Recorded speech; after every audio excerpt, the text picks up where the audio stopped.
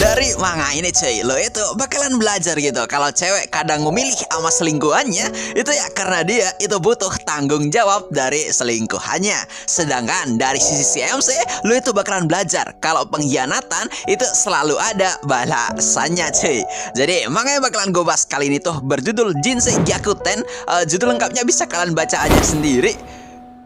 Ini bakalan gue bahas ya kan, karena sesuai request dari kalian beberapa waktu ini kayak komentar itu banyak banget yang spam karya yang satu ini ke gue, bang tolong bahas manga yang satu ini. Jadi ya karena ini untuk permintaan kalian, jadi bakalan gue bahas sih. So seperti apa jalan cerita manganya, langsung aja kita gasin ke pembahasan alur cerita manganya cuy. Nah, jadi manga ini cuy itu nyeritain kisah seorang MC yang bernama Aono Eiji, seorang MC yang lagi bersedih gitu cuy, karena ya dikala momen ulang tahunnya dia, malah dirinya itu kena ghosting sama pacarnya yang kagak bisa hadir buat ngerayain ulang tahunnya. Nah, di sini si MC itu ngenalin pacarnya gitu cuy, kalau ya nama dari pacarnya dia itu adalah Miyuki, dan dirinya itulah pacar dan sekaligus teman masa kecil dari si Eiji. Nah, di sini si Eiji itu udah jatuh cinta banget gitu cuy sama sosoknya si Miyuki, karena ya dia itu cantik dan selalu baik sama dirinya. Ya di sini karena saking cantiknya si Miyuki, si Eiji itu kadang takut gitu cuy buat ngelakuin hal yang aneh-aneh sama si Miyuki. Dan ya saat si Eiji itu lagi jalan-jalan ya kan, dirinya di sini tuh ngeliat sebuah bioskop gitu cuy, yang harusnya itu dihampirin sama mereka berdua saat lagi kencan perayaan ulang tahun dari si Eiji. Bahkan ya saking idamnya si Eiji tuh mampir di bioskop tersebut ya kan, dirinya itu malah ngehaluin gitu cuy, bisa nonton bersama sama si Miyuki. Ya di sini karena gak mau terlalu ngehaluin si Miyuki cuy, si Eiji itu tanpa sadar berlari ke sebuah tempat yang isinya itu banyak banget orang-orang yang lagi bermesraan. Dan si Eiji itu terkejut karena ya dirinya itu malah sampai di sekitaran kawasan hotel cinta cuy. Ya di sini karena ngeliat banyak banget pasangan yang lagi bercumbu, di sini si Eiji itu balik lagi ngehalu gitu cuy, kalau ya dirinya itu bisa tidur bareng sama si Miyuki. Namun ya di momen ini ya kan, si Eiji itu malah dikejutin gitu cuy sama kemunculannya si Miyuki yang malah lagi dating sama senpai-nya dia. Ya sontak ya kan, karena ngeliat pacarnya itu dipegang sama orang lain, si Eiji itu sempat menarik si Miyuki gitu cuy. Namun ya malah si Eiji di sini malah kena gamparan dari senpai-nya si Miyuki cuy, yang bilang ya kalau jangan pegang tangan dari ceweknya dia. Ya di sini ya kan, karena kayak kesannya si Eiji yang malah diselingkuhin sama si Miyuki, selingkuhan si Miyuki itu malah manas-manasin si Eiji gitu cuy, kalau dia itu habis tidur sama si Miyuki. Sontak ya di sini gara-gara ngeliat si Eiji yang dia membatu ya kan, di momen ini selingkuhan si Miyuki itu bilang cuy kepada si Miyuki kalau di antara dirinya dan teman masa kecilnya mana yang Miyuki pilih. Dan ya sambil ketakutan si Miyuki itu bilang kalau dirinya itu lebih memilih sama senpai-nya cuy. Dan malah ya di sini itu menganggap kalau semua sosoknya si Eiji itu adalah sosok teman masa kecil yang suka stalker dan pacar yang kasar baginya. Nah di sini gitu cuy, karena pada akhirnya si Eiji itu udah dicampakin ya kan, si Eiji itu pulang ke rumahnya yang sekaligus toko kue sambil menahan sakitnya di NTR sama si Miyuki cuy. Bahkan saking sedihnya si Eiji itu sampai mimpiin si Miyuki yang lagi di ewe sama selingkuhannya dia cuy. Nah, di keesokan harinya cuy, saat lagi berjalan menuju ke sekolah, si Eiji itu menghiraukan sapaan dari temannya karena terpana sama sosoknya si Miyuki yang ada di depannya dia cuy. Namun karena gelagat si Eiji itu udah disadari sama si Miyuki, di sini si Miyuki itu malah menyampaki si Eiji itu cuy. Bahkan ya di sini si Miyuki itu ternyata udah nyeritain gitu cuy soal kekasaran dari si Eiji kepada temannya dia. Ya di sini cuy, sepulang sekolah setelah dirinya tuh udah dicampakkan sama si Miyuki, si Eiji di sini malah tiba-tiba aja gitu cuy mendapatkan banyak banget teror dari para siswa. Bahkan karena saking muaknya ya kan, si Eiji itu malah ngelempar HP-nya sendiri cuy. Dan seperti yang bisa lo sangka ya kan, karena kelakuan kasar si Eiji kepada si Miyuki, dirinya itu jadi dapat pembulian dari teman sekelasnya cuy. Bahkan semua tuduhan itu kayak udah diumpatin semua kepada si Eiji gitu cuy sama teman-teman sekelasnya. Ya meskipun di sini akan si Eiji itu kayak sempat ngebela dirinya ya kan dengan ngebikin sebuah klarifikasi, namun opini dirinya itu ditolak mentah-mentah itu cuy. Karena ya para siswa itu lebih percaya sama sosoknya si Miyuki. Ya di sini sambil kayak meratapi kesendiriannya ya kan, si Eiji yang awalnya tuh pengen berangkat ke ruang klub, ternyata pada saat dirinya tuh udah sampai di ruang klub, dirinya di sini tuh kayak didepak paksa itu cuy sama ketua klubnya. Bahkan ya naskah dia itu sampai dibuang di hadapannya dia gitu cuy.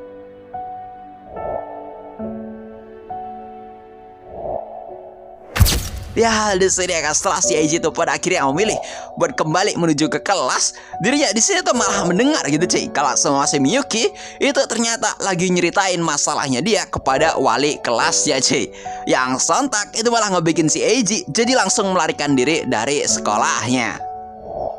Namun ya saat si Eiji itu ngebuka lokernya dia itu malah mendapatkan surat gitu cuy yang tertulis kalau ya mending dia itu jaga toko aja.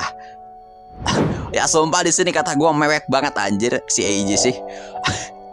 Nah di sini itu cuy, sampainya si Eiji itu di rumah, meskipun si Eiji itu dapat masalah yang berat banget, dirinya itu kayak masih tetap pengen gitu cuy ngelihat ya orang tuanya dia itu bahagia di depannya dia. Meskipun ya sebenarnya di sini alasan terbesar kenapa si Eiji itu kayak tetap sok cool gini ya karena dia itu gak pengen ngelihat mereka bersedih cuy. Nah, di lain sisi cuy, kita di sini itu dilatin sama sudut pandang dari si Miyuki. Di sini ya si Miyuki itu nyeritain cuy, kalau sejak momen dirinya itu nyampakin si Eiji itu ngebikin dia jadi sulit tidur. Ya di sini sebenarnya gitu cuy, si Miyuki itu galau banget gitu sejak dirinya itu putus sama si Eiji. Bahkan ya saat dirinya itu kayak ngeliat si Eiji yang malah jadi korban pembulian dari teman-temannya.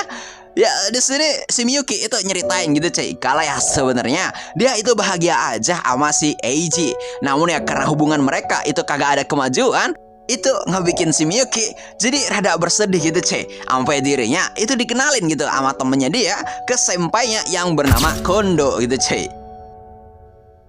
Nah, sejak mengenal si Kondo cuy, di sini si Miyuki itu berpikir gitu, kalau ya andai aja ya kan kata dia, kalau seumpama si Kondo itu adalah si Eiji. Bahkan ya di sini menurut si Miyuki, seharusnya ya semua hal yang seperti ini itu harusnya dia berikan pertama kali kepada si Eiji, yaitu pacarnya sendiri. Namun ya kenyataannya justru malah si Kondo lah yang merebut segalanya cuy. Bahkan ya di sini si Miyuki yang lagi habis tidur bareng sama si Kondo itu ngerasa dirinya itu seperti jadi mangsa empuk bagi si Kondo. Meskipun ya dirinya itu kayak ngerasa bersalah ya kan kepada si Eiji. Namun ya di sini dirinya balik bilang cuy, kalau ya dirinya itu sudah dalam kondisi yang keenakan banget sama si Kondo di ranjang gitu cuy. Ya di sini akan sebenarnya gitu cuy, awalnya si Miyuki itu kayak pengen izin gitu cuy kepada si Kondo kalau ya dia itu pengen pergi buat ngerayain ulang tahun dari pacarnya. Namun ya di sini karena si Miyuki itu kayak malah bilang kayak gini ya kan kepada si Kondo, itu malah ngebikin si Kondo jadi balik ngancam si Miyuki cuy kalau ya dirinya itu bakalan cari cewek lain dan bakalan nyampakin si Miyuki. Ya hal di sini karena udah dalam genggamannya si Kondo ya kan, pada akhirnya itu cuy si Miyuki itu jatuh ke pelukannya si Kondo. Ya di sini sih ini seperti yang gue bilang tadi ya kan, sebenarnya kalau semua cewek itu udah jatuh ke selingkuhannya sendiri, sebenarnya besar kemungkinan dia tuh kayak cuman butuh tanggung jawab dari selingkuhannya itu cuy. Ya itu kayak hari apes lu lah kata gue sih. Nah di sini kita balik lagi cuy, gara-gara mengingat hal tadi ya kan, itu ngebikin si Miyuki jadi sedih beneran gitu cuy. Bahkan ya dia itu sampai menangis, apalagi ya mimpinya dia ya kan, dirinya itu bisa menikah sama si Eiji. Nah udah karena di posisi ini si Miyuki itu kayak ngerasa kalau semua udah dienakin sama burungnya si Kondo, si Miyuki itu malah jadi tenggelam dalam sebuah penyesalan cuy. Ya di sini itu cuy, panel cerita berganti. Setelah si Eiji itu sampai di kelasnya dia, dirinya di sini tuh malah ngeliat sebuah ancaman gitu cuy yang dibuat sama si Kondo yang nargetin toko kue milik keluarganya dia. Ya di sini meskipun awalnya si Eiji itu kayak pengen ngelawan ya kan buat ngajak gelut si Kondo, cuman karena posisi sekarang ya kan si Eiji yang malah jadi kayak penjahat, Di sini si Eiji yang pada akhirnya kagak bisa ngelakuin hal apapun, si Eiji itu malah berakhir pingsan gitu cuy, dan dirinya itu dibawa ke UKS. Ya meskipun di sini pada akhirnya si Eiji itu udah sadar ya kan, tapi dia jadi balik terluka lagi gitu cuy. Karena ya saat dirinya itu ngebuka HP-nya dia malah secara resmi dikeluarkan dari klubnya gitu cuy. Bahkan ya dirinya yang sekarang ya kan yang kayak ngerasa kalau ya mungkin hidupnya dia tuh udah berakhir sampai di sini. Di momen ini gitu cuy, entah apa yang terjadi ya kan, si Eiji itu tiba-tiba aja kepikiran gitu cuy, kalau ya gimana jika dirinya itu mutusin buat meloncat dari atap gedung sekolah cuy. Ya di sini gue sih tahu sih perasaan si Eiji buat mengakhiri seluruh drama ini, cuman ya gimana anjir, kayak bingung gue ngejelasinnya sih. Ya di sini ya kan pada saat si Eiji itu mutusin buat pergi ke gedung atap sekolah, namun ya siapa yang menyangka gitu cuy, saat si Eiji itu mutusin buat ngebuka pintu gedung atap sekolah, si Eiji itu malah menemukan sesosok gadis berambut pirang yang lagi berdiri diam di atas sono cuy. Yang menurut si Eiji, sosok gadis inilah yang bakalan ngerubah hidupnya dia cuy. Waduh anjir. Waduh, jadi gimana dari kalian buat cerita kali ini? Ini emang ya kata gue sih cewek itu kayak suka banget sama cowok yang beringas. Cuman ya masa lu kagak kasihan anjir sama pacar lu sendiri ya kan, udah dicambakin berakhir dibully lagi anjir. Padahal ya kata gue ini tuh pure kesalahan si Miyuki sih anjir, yang bisa jatuh ke tangan cowok yang salah gitu cuy. Gila sih emang ya kan.